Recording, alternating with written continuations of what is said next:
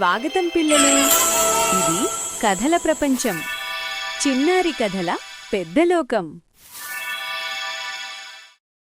ఒక పచ్చని అడవిలో చిన్న పిట్ట ఉండేది. అది చాలా తెలివైనదే, కాని కాస్త అలసత్వం ఎక్కువ. ఇప్పుడు ఆడుకుందాం, తర్వాత పనిచేద్దాం అని ఎప్పుడూ అనుకునేది. అదే అడవిలో చీమలుండేవి.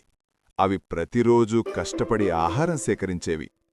పిట్ట నవ్వుతూ, ఇంత కష్టపడ్డమెందుకు, ఇప్పుడే ఆనందించండి అని చెప్పేది. రోజులు గడిచాయి. ఒక్కరోజు భారీ వర్షం వచ్చింది. పిట్టకి తిండి దొరకలేదు. ఆకలితో వణికిపోయింది. అప్పుడది చీమల దగ్గరకు వెళ్ళి, నాకు సాయం చేయండి అని అడిగింది.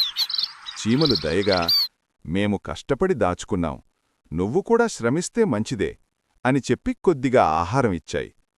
ఆ రోజునుంచి పిట్ట మారిపోయింది. రోజూ కొంచెం పనిచేసి మిగతా సమయం ఆటకు కేటాయించేది. అది సంతోషంగా, ఆరోగ్యంగా జీవించసాగింది. నీతి: కష్టపడే అలవాటుంటే జీవితంలో ఎప్పుడూ సమస్యలకు భయపడాల్సిన అవసరం లేదు.